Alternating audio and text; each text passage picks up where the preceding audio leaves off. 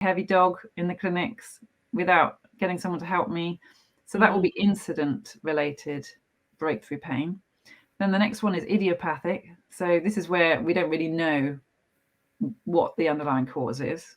It's sort of, we always say idiopathic, it's a diagnosis by exclusion. So we've ruled out other causes. We've got to think about other diseases the animal might have alongside the osteoarthritis and whether that's contributing. And then obviously disease progression comes in here somewhere as well. And then the third category, which is my favorite one because I like pharmacology, is end of dose failure. So this is talking about the medications that you're giving your dog and the frequency of the dosing, whether it's being given at the same time each day or week, exactly as your vet's asked you to give it, with food or without food. And this is really related to making sure that owners understand how the medication should be given and the fact that you want to try and give it at the same time every day and things like that. Otherwise, the dog effectively runs out of pain relief. And so that's what we call end of dose failure. And that can also happen because a particular dog metabolizes that drug a bit quicker than another one. So it actually clears that drug from the body a bit quicker than another dog. And so those are some of the things that we have to try and work out how to resolve as vets and detect that end of dose failure breakthrough pain.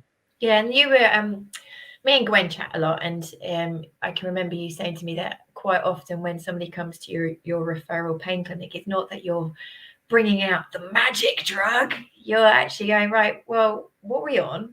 Are we on the right dose at the right interval? Do they work well together? Have we got too much on board?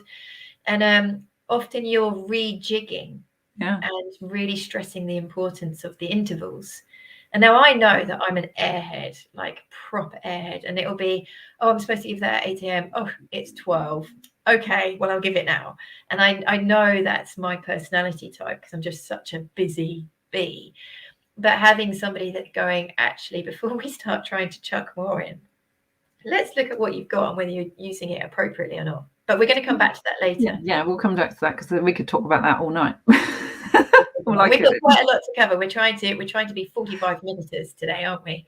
Because we've got tomorrow night. We do not want to burn you out. So just to make sure that we're not biased, I know my focus is very much musculoskeletal pain, but breakthrough pain does happen in other systems as well. So you can have visceral, which is your internal organs, that's pancreatic pain, kidney pain, liver pain, etc. Somatic is the external system, so that's the outer part of the body. Neuropathic, so your nervous system, that can actually also generate pain, and you can get mixed bags. So this doesn't just apply to osteoarthritis, it doesn't just apply to musculoskeletal. This can happen in different areas as well. And then when you look at those causal factors and we're trying to work out, well, okay, we know what can cause it. How can we twist that so that we can start thinking about what we can do about it? And that kind of fits quite nicely into different categories. Owner compliance, and this is why we're talking to you guys, because you are the key. You are the people that are going to make this happen. You are the people that are going to stop these acute flares. Amanda asks, are acute flares and breakthrough pain the same? Acute flares fit within breakthrough pain. Breakthrough pain is more of an umbrella term. So breakthrough pain is any situation where the analgesic protocol we've got in place is not sufficient. And an acute flare is often linked to a trigger. So we'll talk about that in a minute. So areas that we can really make a difference with breakthrough pain is owner compliance, because that can really affect incidents. So these triggers, these situations that cause a breakthrough, such as running down the garden chasing a cat, running up a tree, getting a squirrel, throwing balls, frisbees, jumping out the back of the car, sliding on the laminate floor, all of these things that Cam is really, really passionate about. They are potential triggers for acute flares. And you as the owner have amazing ability to influence that. But also, as Gwen was saying, the end of dose plasma levels.